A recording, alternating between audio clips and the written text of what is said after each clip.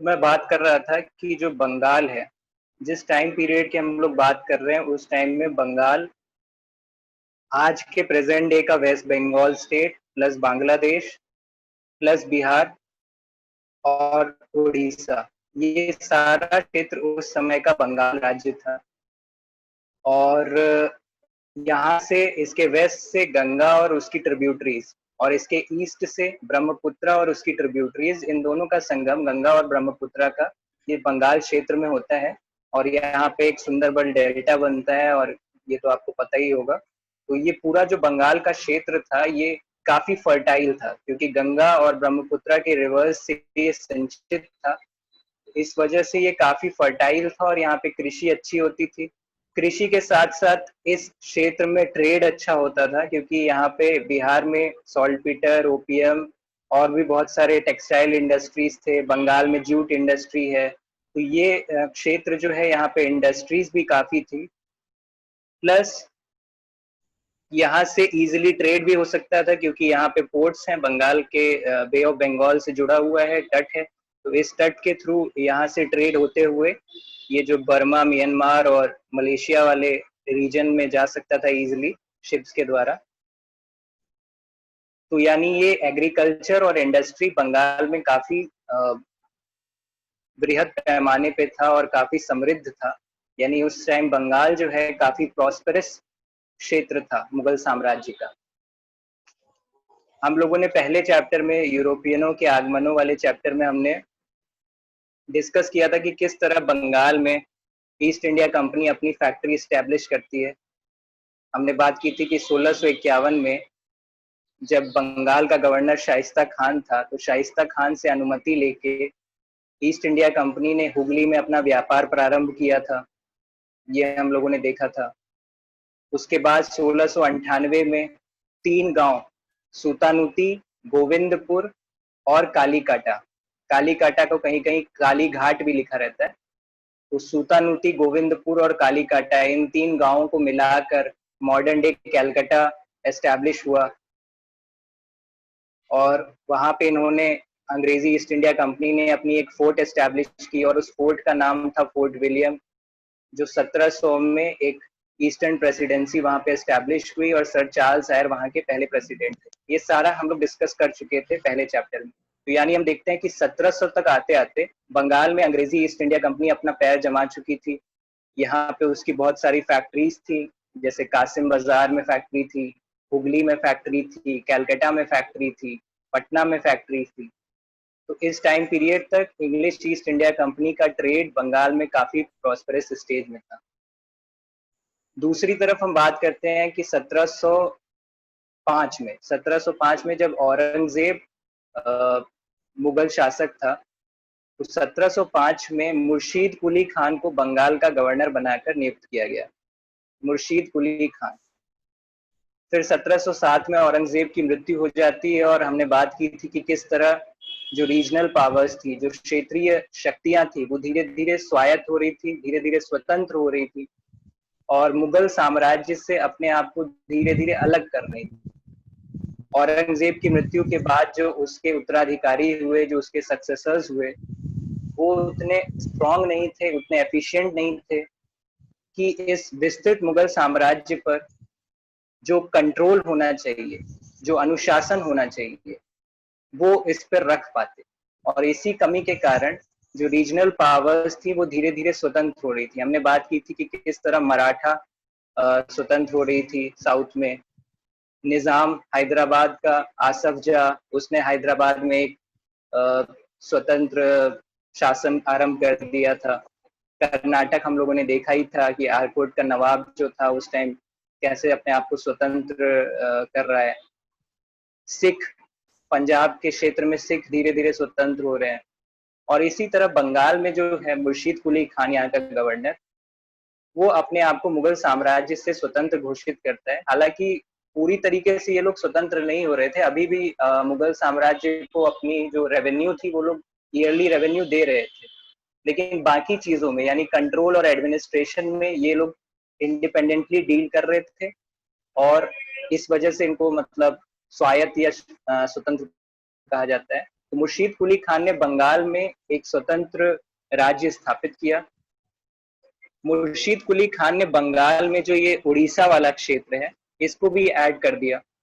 तो अब इसकी टेरिटरी जो है ये बंगाल और उड़ीसा वाला पूरा क्षेत्र मुर्शीद कुली खान के अंडर में था। मुर्शीद कुली खान की मृत्यु 1727 में होती है और उसके बाद उसका दामाद शुजा-उद-दौला जो है वो नवाब बनता है बंगाल का। शुजा-उद-दौला के टाइम पीरियड में जो ये बिहार का रीजन था वो भी अब बंगाल में सम्मिलित हो गया। तो यानी आप जो मैप में देख रहे हैं बिहार, बंगाल और उड़ीसा, ये तीनों अब एक हो गए थे और ये बंगाल के नवाब के अंडर में थे, तीनों रीजन। शुजा-उद-दौला की मृत्यु 1739 में होती है। इसके बाद उसका बेटा सरफराज खान उत्तराधिकारी नियुक्त होता है और बंगाल का नवाब बनता है। सरफराज खान के टाइम पीरियड में बिहार का एक कर्मचारी था, डेप्यूटी नवाब था बिहार का कर्मचारी, उसका नाम था अलीवर्दी खान। अलीवर्दी खान बहुत महत्वाकांक्षी व्यक्ति था और ये सोचता है क्यों ना मैं सरफराज खान को गद्दी से हटाकर खुद बंगाल का नवाब बन जाऊं। इसके लिए उस टाइम जो मुगल शासक था उसका नाम था मोहम्मद शाह रंगीला। तो ये मुगल शासक से अनुमति प्राप्त करता है और उससे कहता है कि बंगाल का नवाब जो आपको एनुअल पेमेंट दे रहा है, जो आपको रेवेन्यू दे रहा है, वो तो मैं दूंगा ही, इसके अलावा मैं आपको 1 करोड़ रुपया और दूंगा अगर आप मुझे ये अनुमति दें कि मैं बंगाल पर आक्रमण करके वहां सरफराज खान को मारकर खुद नवाब बन जाऊं। तो जो मोहम्मद शाह रंगीला होता है उसको तो पैसे की जरूरत रहती है, तो वो अपना कहता है ठीक है आप आक्रमण करिए, और उसकी परमिशन पाकर अलीवर्दी खान सरफराज खान को मारता है और खुद बंगाल का नवाब बन जाता है 1740 में। आपका जो कोर्स है, सिलेबस है, वो 1740 से ही स्टार्ट है। तो 1740 में आते आते हम देखते हैं कि जो बंगाल का नवाब है वो अलीवर्दी खान। दूसरी तरफ हम अंग्रेजी ईस्ट इंडिया कंपनी भी देख रहे थे कि किस तरह 1698 में मॉडर्न डे कैलकाटा, सूतानूती, गोविंदपुर और कालीघाट, ये 3 ग्राम मिला के, ये 3 गांव मिला के मॉडर्न डे कैलकाटा बनता है वहां पे। और 1700 में वहां पे उन्होंने किलेबंदी करके एक फोर्ट बनाया और उस फोर्ट का नाम पड़ा फोर्ट विलियम, जो कि ईस्टर्न प्रेसिडेंसी थी और जिनके पहले प्रेसिडेंट सर चार्ल्स आयर थे।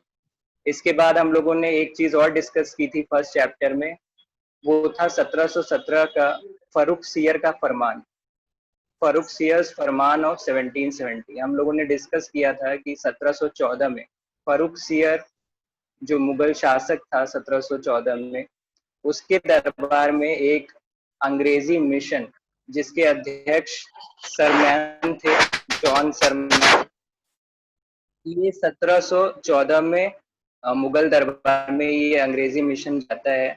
उस समय फरुख सियर का स्वास्थ्य जो था वो उतना अच्छा नहीं था और जॉन सरमैन जो थे ये पेशे से चिकित्सक थे। तो जॉन सरमैन इनको ठीक करते हैं, फरुख सियर को ठीक करते हैं और इसी से खुश होकर फरुख सियर 1717 में एक फरमान जारी करता है।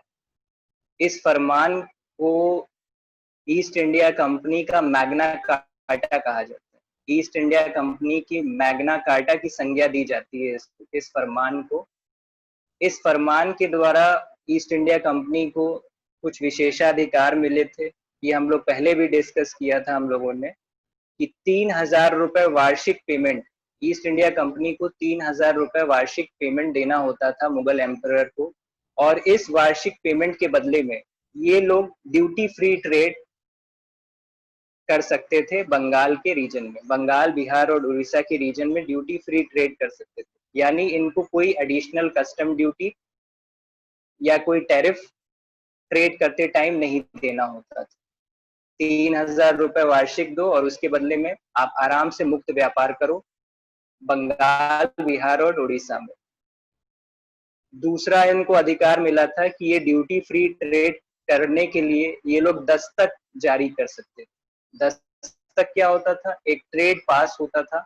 ये ट्रेड पास में ये लोग लिखते थे कि ये जो सामान जा रहा है, जो कमोडिटी जा रही है, वो हमारी है, अंग्रेजी ईस्ट इंडिया कंपनी, और इससे बॉर्डर्स पे कोई भी कस्टम ड्यूटी या टैक्स ना लिया जाए। और इसी दस्तक का मिसयूज करना ईस्ट इंडिया कंपनी ने शुरू कर दिया। ये दस्तक अपना व्यापार, ईस्ट इंडिया कंपनी का जो व्यापार होता था उसमें तो यूज करते ही थे, प्लस जो इंडियन ट्रेड हो रहा था यहाँ पे, तो जो इंडियन ट्रेडर्स या मर्चेंट्स थे उनको ये लोग दस्तक बेचते थे। और इसी मिसयूज के कारण जो बंगाल से बाद में इनकी रिलेशंस खराब होगी वो हम लोग आगे देखेंगे। और तीसरा जो राइट इनको मिला था वो ये था कि मुंबई में जो अंग्रेजी ईस्ट इंडिया कंपनी का टकसाल था उसके द्वारा जारी किए गए सिक्के पूरे मुगल शासन में लागू हो गए थे। जिस तरह बंगाल में ये लोग 3,000 रुपए वार्षिक पेमेंट दे के ड्यूटी फ्री ट्रेड कर सकते थे, उसी तरह इन्होंने सूरत में भी इसी तरह का एक था कि 10,000 रुपए वार्षिक पेमेंट के बदले में ये लोग यहाँ पे सूरत में ड्यूटी फ्री ट्रेड कर सकते। तो ये सारे प्रिविलेजेस इनको फरूख सियर के फरमान 1717 के द्वारा ये अंग्रेजी ईस्ट इंडिया कंपनी को प्राप्त हुए थे। अलीवर्दी खान जो है ये 1740 से लेके 1756 तक बंगाल का नवाब रहता है। और इसके टाइम पीरियड में जो मराठा हैं उनका आक्रमण बंगाल पर होता है 1751 में, 1751 में। और बंगाल ये जो उड़ीसा वाला क्षेत्र है उस पे मराठा लोग कैप्चर कर लेते हैं। प्लस अलीवर्दी खान के साथ एक ट्रीटी होती है जिसके तहत अलीवर्दी खान ये स्वीकार करता है कि मराठा को वो चौथ पेमेंट देगा। चौथ क्या होता था? जो भी लैंड रेवेन्यू है उसका 1/4 पोर्शन जो है वो मराठा को देगा, और इसके बदले में मतलब मराठा उसको प्रोटेक्शन देंगे बाहरी इन्वेजन से। तो ये 1751 में मराठा इन्वेजन होता है बंगाल पे, और उड़ीसा वाला क्षेत्र जो है मराठा कब्जा कर लेते हैं, और अलीवर्दी खान चौथ देना स्वीकार करता है। 1756 में 1756 में अलीवर्दी खान की मृत्यु हो जाती है। अलीवर्दी खान का कोई बेटा नहीं था, उसकी 3 बेटियां थी, और उन तीनों बेटियों की शादी, एक की शादी जो है ढाका में हुई थी, ढाका के नवाब के साथ, एक की शादी पूर्णिया के नवाब के साथ हुई थी, और एक की शादी पटना में हुई थी। तो पटना में जो उसकी बेटी थी उसके बेटे का नाम था सिराजुद्दौला, यानी सिराजुद्दौला जो है वो अलीवर्दी खान का नाती है। तो सिराजुद्दौला जो है ये अलीवर्दी खान के काफी क्लोज था, काफी चहेता था। तो अलीवर्दी खान की मृत्यु के बाद सिराजुद्दौला बंगाल का नवाब बनता है, अलीवर्दी खान का उत्तराधिकारी बनता है। और इस टाइम पीरियड में सिराजुद्दौला जो है काफी यंग है, 20 साल का था। जो उसकी दोनों मौसियां हमने डिस्कस किया, एक तो ढाका में है और एक पूर्णिया में। तो अब वो लोग चाह रहे हैं कि जो उत्तराधिकारी अलीवर्दी खान को बनाया गया है वो हमें क्यों नहीं बनाया गया। तो पूर्णिया में जो इसका मौसेरा भाई था, यानी मौसी का बेटा, ये सिराजुद्दौला का जो मौसेरा भाई था पूर्णिया में, उसका नाम था शौकत जंग। दूसरी तरफ जो ढाका में है इसकी मौसी, उसका नाम है घसीटी बेगम, और घसीटी बेगम का जो दीवान है उसका नाम है राजबल्लभ। तो घसीटी बेगम और ये शौकत जंग, ये दोनों इसके खिलाफ हो गए थे, सिराजुद्दौला के उत्तराधिकारी बनने के ये दोनों खिलाफ थे, और ये लोग षड्यंत्र के तहत इसको हटाना चाह रहे थे। किसी को कोई डाउट था?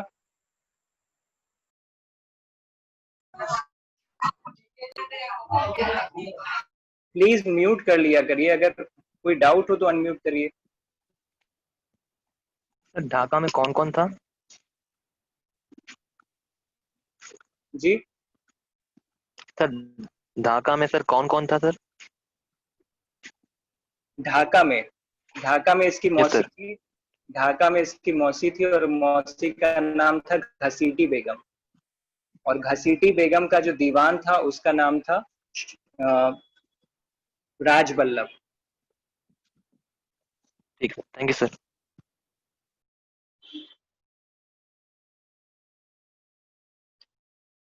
तो हम लोग बात कर रहे थे कि घसीटी बेगम और जो इसका मौसेरा भाई था पूर्णिया में, जिसका नाम शौकत जंग था, वो सिराजुद्दौला के खिलाफ थे और षड्यंत्र के तहत इसे हटाना चाह रहे थे राजगद्दी से। दूसरी तरफ हम लोग अंग्रेजी ईस्ट इंडिया कंपनी का भी विस्तार देख रहे थे कि किस तरह बंगाल में अंग्रेजी ईस्ट इंडिया कंपनी अपना पैर जमा रही थी।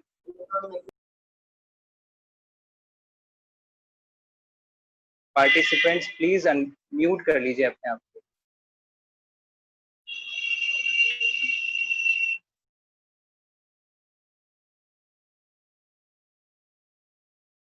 नेक्स्ट, जब अली वर्दी खान सिराजुद्दौला को अपना उत्तराधिकारी नियुक्त कर रहा था, तो कई जगह आपको लिखा हुआ मिलेगा कि अली वर्दी खान ये सलाह देता है सिराजुद्दौला को कि आप यूरोपियनों से मत उलझिएगा, क्योंकि जो यूरोपियन है ये एक मधुमक्खी के छत्ते की तरह है। अगर आप इनको डिस्टर्ब नहीं करेंगे तो ये लोग पीसफुली आपको शहद देते रहेंगे, लेकिन अगर आप इस छत्ते में हाथ डालेंगे तो ये मधुमक्खियां आपको काटेंगी। यानी ये एक सलाह दिया था सिराजुद्दौला को अली वर्दी खान ने मरते समय कि आप ये यूरोपियंस के साथ मत उलझिएगा और उनके साथ अपने रिलेशंस मत खराब करिएगा। सिराजुद्दौला शुरुआत में तो इसी पॉलिसी के तहत शासन करना चाह रहा था, लेकिन ये जो कंपनीज की हमने बात की थी, जैसे 1717 के फरमान के द्वारा अंग्रेजी ईस्ट इंडिया कंपनी को ये अधिकार मिला था कि वो ड्यूटी फ्री ट्रेड कर सकती थी और इसके लिए वो दस्तक जारी करती थी। तो हमने डिस्कस किया कि किस तरह दस्तक का मिसयूज करना शुरू कर दिया था ईस्ट इंडिया कंपनी ने। ये अपना ट्रेड फ्रीली तो कर ही रहे थे, प्लस इन लोगों ने इंडिविजुअल ट्रेड भी शुरू कर दिया था। ये इंडियन ट्रेडर्स को पैसे लेकर दस्तक देते थे और उसके बदले में जो इनको प्रॉफिट होता था ये अपने पास रखते थे। यानी इन लोगों ने इंडिपेंडेंट व्यापार भी करना शुरू कर दिया था इस टाइम में। तो इस बात से जो है सिराजुद्दौला काफी नाराज था। 1756 की हम लोग बात कर रहे हैं, उस टाइम में हम लोगों ने देखा था कि तृतीय कर्नाटक युद्ध शुरू हो चुका था। यूरोप में इस समय सप्तवर्षीय युद्ध प्रारंभ हुआ था और इसी का प्रभाव था कि भारत में भी तृतीय कर्नाटक युद्ध शुरू हो गया था। तो इसी कारण बंगाल में दो फोर्ट थे। एक तो है आपका बंगाल में कैलकाटा, जो कि अंग्रेजी ईस्ट इंडिया कंपनी के अंडर में आता था, और चंद्रनगर जो कि फ्रांसीसी ईस्ट इंडिया कंपनी के अंडर में आता था। तो अंग्रेजों ने और फ्रांसीसियों ने अपने अपने किले की किलेबंदी करनी शुरू कर दी। सिराजुद्दौला इस बात से नाराज था और उसने ये इंस्ट्रक्शंस दिया यूरोपियनों को कि आप मेरे क्षेत्र में किलेबंदी नहीं कर सकते। फ्रांसीसियों ने सिराजुद्दौला की ये बात मान ली और उन्होंने चंद्रनगर की किलेबंदी नहीं की। लेकिन जो अंग्रेजी ईस्ट इंडिया कंपनी थी उन्होंने इनकी बात नहीं मानी और कलकत्ता में वो किलेबंदी करते रहे। इस बात से सिराजुद्दौला काफी नाराज हो गया और इमीडिएटली 1756 के जून महीने में उसने कासिम बाजार पर हमला कर दिया। कासिम बाजार में हमने देखा है कि ब्रिटिश फैक्ट्री थी वहां पर, ब्रिटिश कोठी थी वहां पर, और उस पर उसने हमला कर दिया और कासिम बाजार पर कब्जा कर लिया जून 1756 में। इसके बाद वो आगे बढ़ता है और कलकत्ता पर घेरा डालता है। कलकत्ता का उस टाइम फोर्ट विलियम का जो गवर्नर था उसका नाम था ड्रेक। ड्रेक जो है अपने परिवार के साथ कलकत्ता से थोड़ा और आगे बे ऑफ बंगाल में एक आइलैंड, एक द्वीप है जिसका नाम था फुल्टा। तो ये ड्रेक अपने परिवार के साथ फुल्टा आइलैंड भाग जाता है जब सिराजुद्दौला कलकत्ता पर घेरा डालता है। तो फाइनली सिराजुद्दौला कलकत्ता पर कब्जा कर लेता है। इसमें एक इंसिडेंट आता है जिसको कहते हैं काल कोठरी की घटना या black hole incident. Black hole incident इसमें ये होता है कि जो कलकत्ता में जो लोग रह गए थे, जो अंग्रेज लोग रह गए थे, जिनका लीडर उस टाइम हॉलवेल नाम का अधिकारी था, HOLWELL, हॉलवेल नाम का अधिकारी था, और बाकी जो Europe English East India company के जो मेंबर्स यहाँ पे रह गए थे कैलकाटा में, हमने बात की कि ड्रेक तो भाग गया था फुल्टा आइलैंड, फुल्टा द्वीप में भाग गया था अपने परिवार के साथ। जो लोग कैलकाटा में बच गए उनको सिराजुद्दौला पकड़ लेता है और एक काल कोठरी में बंद कर देता है। इस काल कोठरी की डायमेंशंस जो है आप लोग बुक में भी देख लीजिएगा, डायमेंशंस दिया हुआ है कि 18 फीट लंबा था, 14 फीट जो था वो वाइड था, यानी बहुत छोटा सा एक काल कोठरी था। और उस काल कोठरी, उस प्रिजन सेल में 146 यूरोपियंस को सिराजुद्दौला बंद कर देता है। और इस इतनी छोटी ये काल कोठरी थी कि घुटन से जो अगले दिन जब सेल का दरवाजा खोला गया तो देखा गया कि 146 में से 123 की मृत्यु हो चुकी है और केवल 23 रह चुके थे।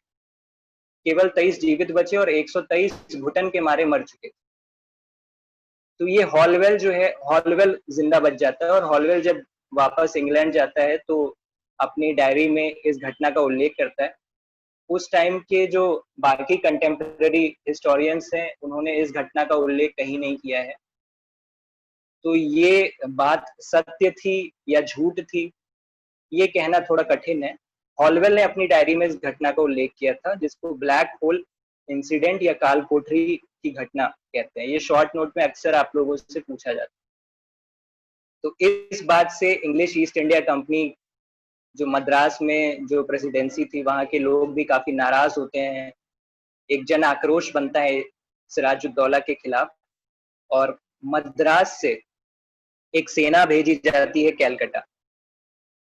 ये सेना जो है ये दो मार्गों से जाती है, एक तो थल मार्ग से और एक जल मार्ग से। थल मार्ग से जो जाती है सेना, उसका लीडर होता है क्लाइव, रॉबर्ट क्लाइव।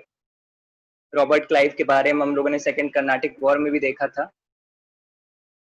और जो जल मार्ग से जो सेना कैलकाटा जाती है मद्रास से, उसका लीडर था एडमिरल वॉटसन। तो यानी लैंड और सी दोनों मार्गों से ये लोग कैलकाटा पहुंचते हैं। इस टाइम कैलकाटा जो था वो सिराजुद्दौला ने कब्जा कर लिया था और सिराजुद्दौला ने कैलकाटा कब्जा करने के बाद मानिक चंद नामक आदमी को सुपुर्द कर दिया था। उसकी रक्षा के लिए मानिक चंद को वहां पर छोड़ दिया था। तो जब ये सेना कैलकाटा पहुंचती है तो क्लाइव मानिक चंद को रिश्वत देकर, पैसा देकर कैलकाटा वापस अपने कब्जे में ले लेता है। यानी अब कैलकाटा जो है वापस अंग्रेजी ईस्ट इंडिया कंपनी के हाथ में आ चुका था। नवाब जो है एक बार फिर से सिराजुद्दौला जो है कैलकाटा पर आक्रमण करने के लिए चलता है, लेकिन इस टाइम पीरियड तक चूंकि बंगाल में मद्रास से भी आर्मी आ चुकी थी, तो एक तो ये बात रही होगी कि सिराजुद्दौला जब उसने देखा होगा कि इतनी बड़ी आर्मी कैलकाटा में आ चुकी है तो डर भी गया होगा। और दूसरी चीज इस टाइम पीरियड में हम लोग देखते हैं कि जो दिल्ली में इन्वेजन हो रहे थे अहमद शाह अब्दाली के, तो 1756 में अहमद शाह अब्दाली का दिल्ली पर आक्रमण होता है और सिराजुद्दौला को ये भी भय रहा होगा कि वो बंगाल पर भी आक्रमण कर सकता है। तो उसने सोचा कि इस बात को और आगे नहीं बढ़ाते हैं और अंग्रेजी ईस्ट इंडिया कंपनी के साथ हम लोग एक संधि कर लेते हैं। संधि जो हुई उसको अलीनगर में संधि हुई और अलीनगर की संधि कहते हैं। कैलकाटा पर जब सिराजुद्दौला ने कब्जा कर लिया था तो कैलकाटा का नाम बदलकर सिराजुद्दौला ने अलीनगर रख दिया था। तो अलीनगर की संधि जो है ये मतलब कैलकाटा की ही संधि है, कैलकाटा में ही हुई थी। तो अलीनगर की संधि होती है फरवरी 1757 में। 9 फरवरी 1757 को अलीनगर या कैलकाटा की संधि होती है सिराजुद्दौला और क्लाइव के बीच में। और इसके तहत सिराजुद्दौला ने ये स्वीकार किया कि जो 1717 के फरमान के द्वारा फर्रुखसियर ने इनको जो प्रिविलेजेस दी थी इंग्लिश ईस्ट इंडिया कंपनी को, उन प्रिविलेजेस, उन अधिकारों का ये लोग प्रयोग कर सकते हैं, यानी दस्तक जारी कर सकते हैं, फ्रीली ट्रेड कर सकते हैं बंगाल में। तो उस बात को सिराजुद्दौला ने स्वीकारा। सिराजुद्दौला ने जो कैलकाटा और कासिम बाजार पर कब्जा कर लिया था, वो भी अब अंग्रेजी ईस्ट इंडिया कंपनी को वापस कर दिया अलीनगर की संधि के द्वारा। तीसरा, उसने यह भी स्वीकार किया कि कैलकाटा का जो फोर्टिफिकेशन या किलेबंदी अंग्रेजी ईस्ट इंडिया कंपनी कर रही थी, वो आगे जारी रख सकती है और वो अपनी स्वेच्छा से कैलकाटा की किलेबंदी कर सकती है। इसके अलावा वो लोग अपनी करेंसी भी जारी कर सकते हैं। तो ये अलीनगर की संधि की शर्तें थी 9 फरवरी 1757 की। अलीनगर की संधि आप लोग नोट कर लीजिए, शॉर्ट नोट में आ सकता है। इसके बाद हम लोगों ने देखा कि अलीनगर की संधि हो गई और इस टाइम पीरियड में तृतीय कर्नाटक युद्ध चल रहा था भारत में, और इसी कारण जो है क्लाइव, हाँ कुछ डाउट था?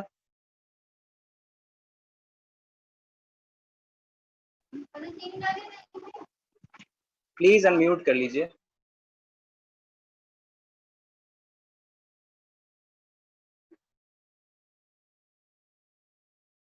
तो इसी का फायदा उठा के क्लाइव ने चंद्रनगर जो फ्रांसीसी बस्ती थी उस पर कब्जा कर लिया, और अब जब क्लाइव का अधिकार चंद्रनगर पर हो चुका था, और इस टाइम पीरियड में हम लोग देख रहे हैं कि तृतीय कर्नाटक युद्ध भारत में चल रहा था, तो क्लाइव जो है ये एक महत्वाकांक्षी व्यक्ति था ही, प्लस चालाक भी था। हम लोगों ने देखा था कि किस तरह, हाँ 9 फरवरी 1757 है। चैट बॉक्स में आप लोग पता नहीं क्यों डाल रहे हैं।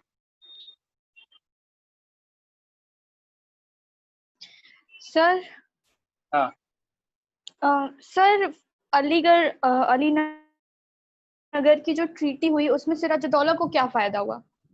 सिराजुद्दौला को फायदा तो उसको नहीं हुआ, लेकिन इस टाइम पीरियड में सिराजुद्दौला को ये भय था कि चूंकि अहमद शाह अब्दाली का दिल्ली पर आक्रमण हुआ है, अगर अहमद शाह अब्दाली दिल्ली से आगे बढ़,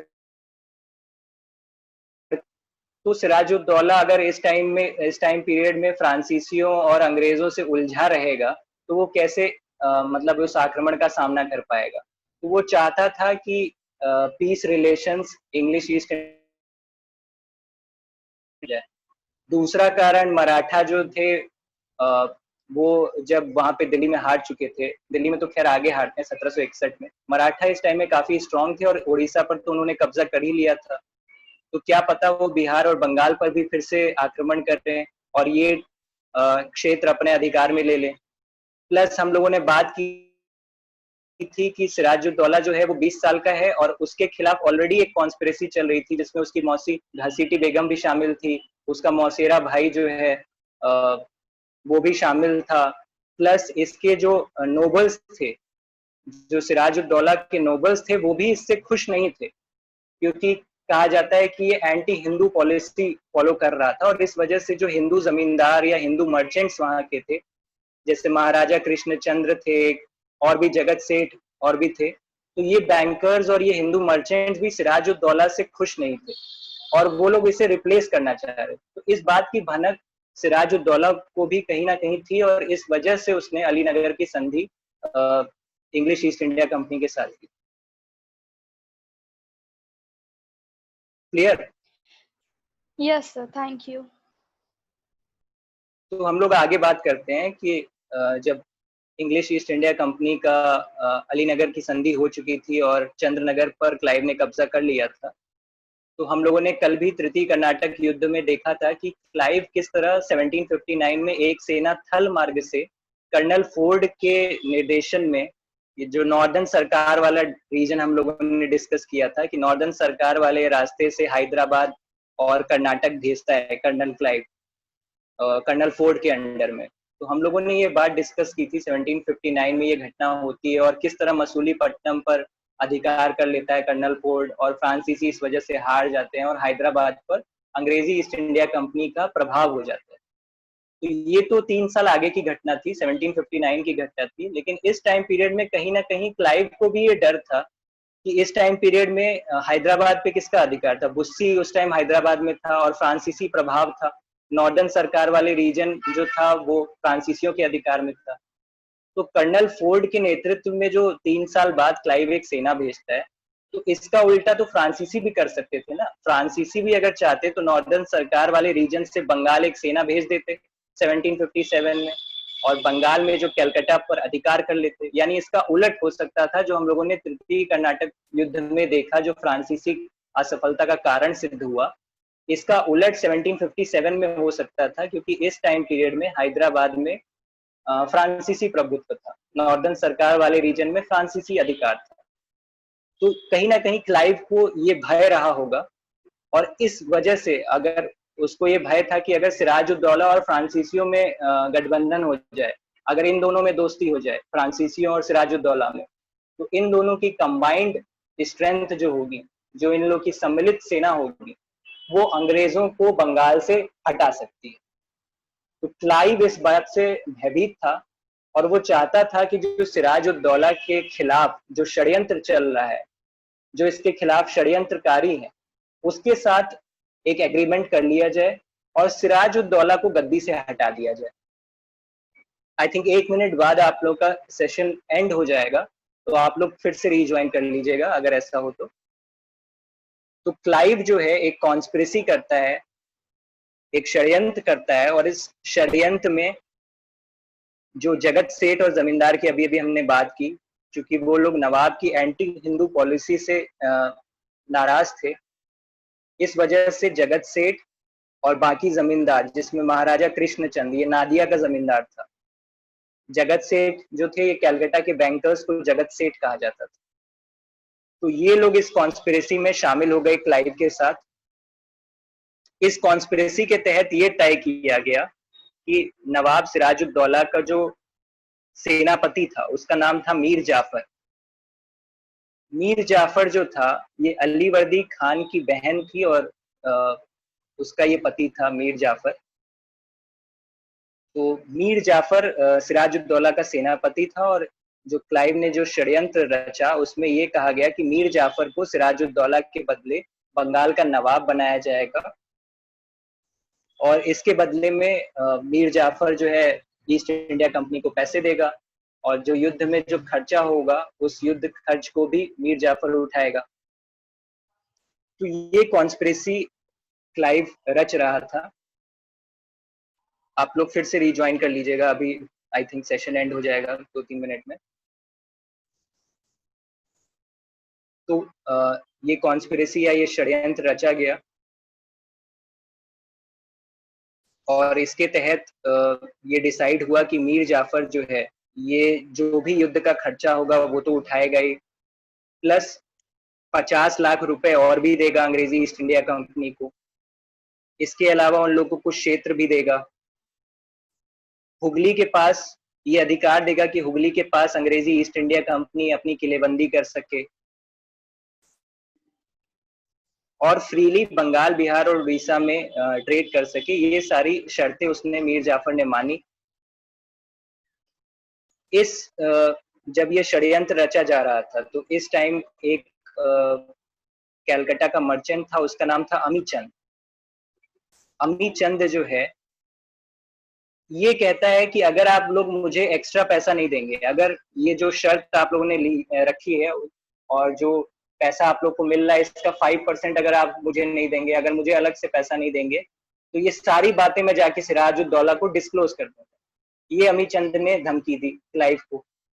तो क्लाइव एक चालाक व्यक्ति था, उसने क्या किया, उसने 2 पेपर्स बनाए। एक एग्रीमेंट का, एक लाल पेपर का एक एग्रीमेंट पेपर था, और एक व्हाइट कलर का पेपर था। तो लाल पेपर जो था, उसमें ये बात रखी गई कि हाँ, अमीचंद को पैसा दिया जाएगा, और उसके साइन उस पेपर पे ले लिए गए। जो व्हाइट वाला पेपर था, उस पे ये शर्त की टर्म ट्रीटी नहीं थी कि अमीचंद को पैसा दिया जाएगा, और उसमें क्लाइव ने धोखे से इसके साइन ले लिए। अमीचंद का जो नकली साइन उस पेपर पे कर दिया, और फाइनली वही व्हाइट पेपर माना गया। आगे जाके अगर आप लोग एमए में हिस्ट्री लेंगे तो आपको पता चलेगा कि क्लाइव पे इसी वजह से केस चलता है कि उसने अमीचंद के साथ धोखा दिया। लेकिन चूंकि क्लाइव एक महत्वाकांक्षी व्यक्ति था, तो उसके लिए धोखा और ये सब कुछ मैटर नहीं करता, उसको प्रॉफिट से मतलब था। तो फाइनली जब ये एग्रीमेंट सबके साथ हो गया तो सिराजुद्दौला एक सेना लेके कैलकाटा की तरफ रवाना होता है अंग्रेजी ईस्ट इंडिया कंपनी पर हमला करने के लिए।